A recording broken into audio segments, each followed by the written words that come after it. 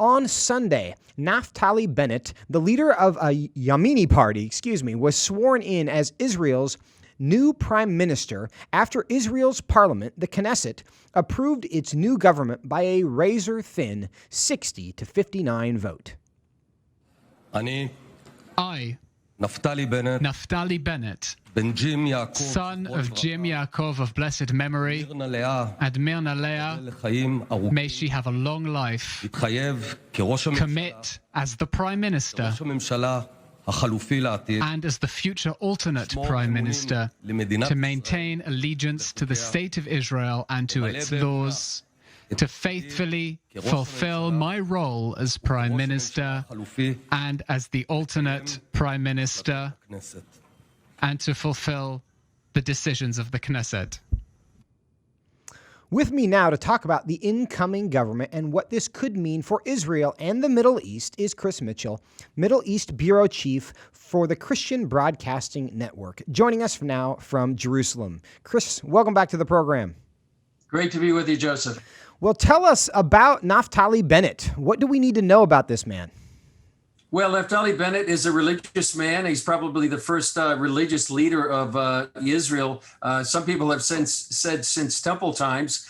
He's an observant Jew. He's also had been in the elite special forces for Israel. He was also an entrepreneur. He actually's made millions as a startup. And now he's the new prime minister. It's unusual, partly because the YAMINA party only has about 6 seats in the 120-seat Knesset, but yet because of the political machinations here in Israel for the last couple of years, it looks like he'll be the prime minister. How long he lasts, Joseph, is an open question right now. The coalition is very diverse, and everyone sort of has a veto in the coalition government because of any one of these 8 parties that make up a 61-seat coalition government. If they choose to leave, the government would fall and Israelis would go to elections one more time. Now, we mentioned in the open the razor-thin margin from which this coalition came together, 60-59. And it's people from the left, right, middle, kind of this cross-section of Israeli politics. What united them? What brought them together? Were they united by a desire to simply replace Netanyahu, or were there other issues that brought them together?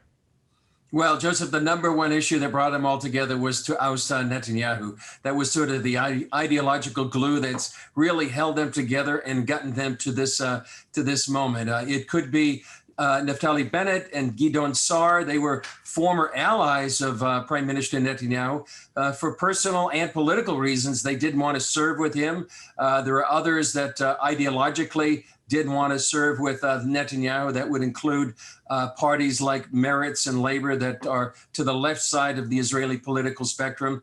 The Ra'am, which is the Arab Islamist party, had actually been courted by Netanyahu at one time. He decided not to join what it would have been a right-wing government. But overall, it was the desire to oust Benjamin Netanyahu that brought all these parties together. Very, very diverse across the political spectrum. For the first time, an Arab Islamist party in the government, and that was what brought them together. Somebody have said, the first minute is they've been able to oust Netanyahu, but how they govern on the second minute, here on the second day of their government, remains to be seen.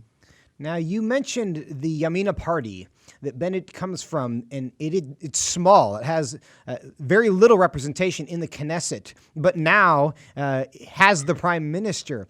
Tell us about the YAMINA party. What makes them distinct from the others? Well, it's a conservative right-wing party. It is a combination of both religious and secular Israelis. For example, Ayelet Shakid, she's the number 2 member of YAMINA.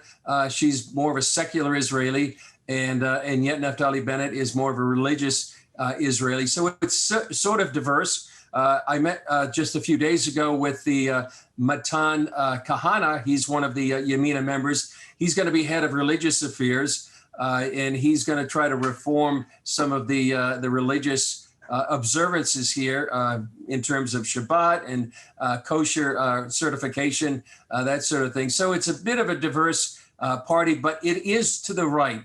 And if you look at Naftali Bennett, he's actually probably as to the right as Benjamin Netanyahu, if not more to the right. So it's that sort of tells you a little bit about Naftali Bennett, and yet he's prime minister, and yet he's part of a diverse coalition that really did want Benjamin Netanyahu to continue as prime minister.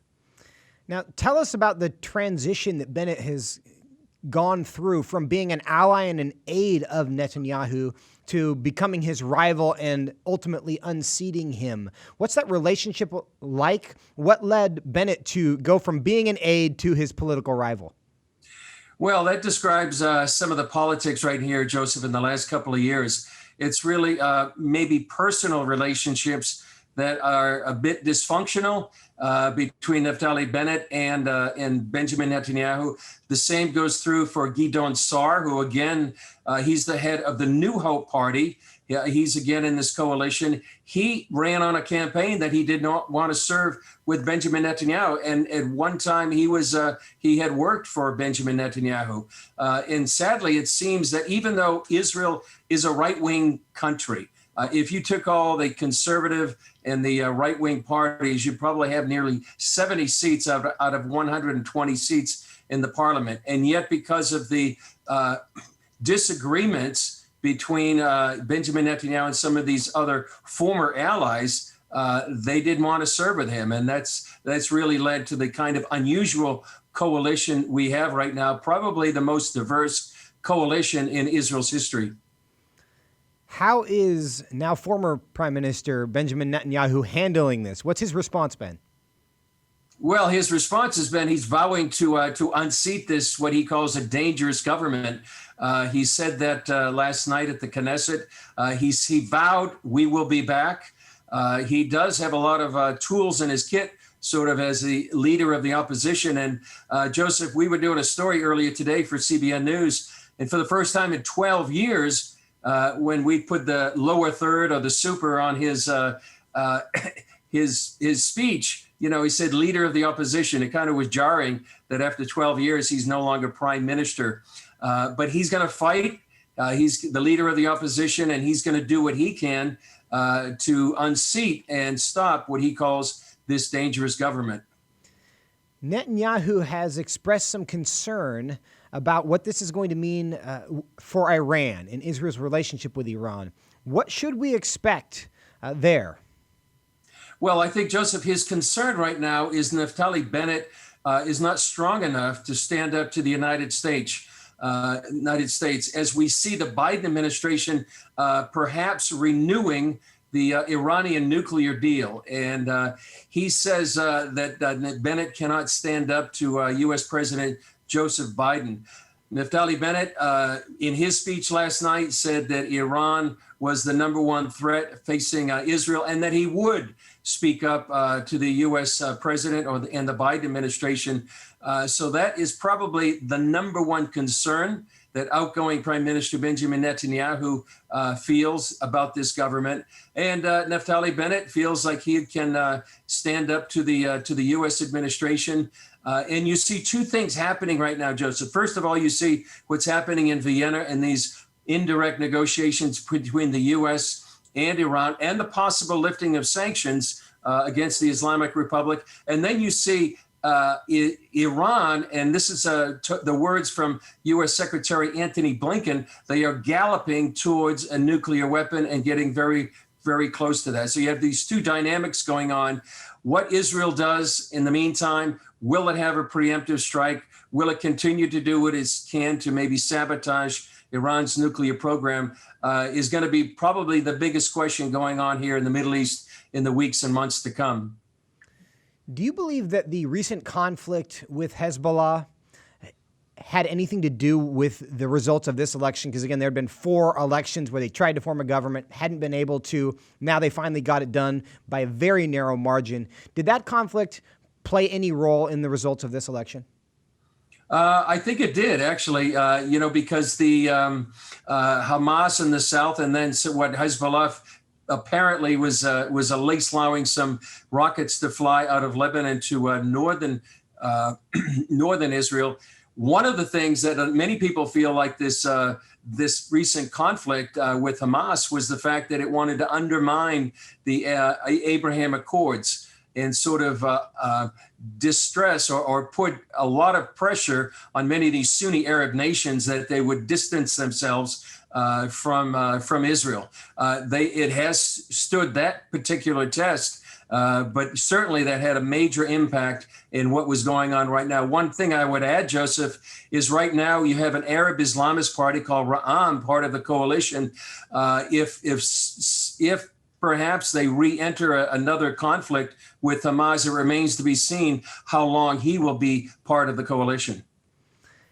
How are the Israeli people responding to this? Are they relieved? Are they nervous? What's the reaction on the street there? Well, I would say it depends on who you ask. Israel is very much a divided country in some ways, like the United States is. Some people are calling the miracle and a miracle of Israel's democracy that you can have this diverse coalition together and trying to bring healing to the country. On the other hand, some people are, even last night in the Knesset, some of the members were calling Naftali Bennett a criminal and a liar.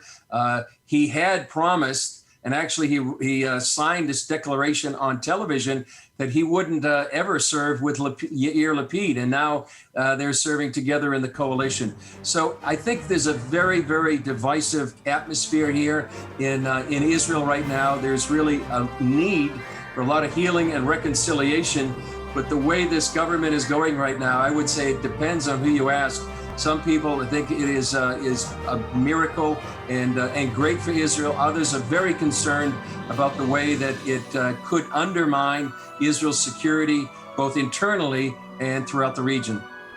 Chris Mitchell, Middle East Bureau Chief for Christian Broadcasting Network. Thank you so much for your time, as always. Really appreciate it. Thanks, Joseph.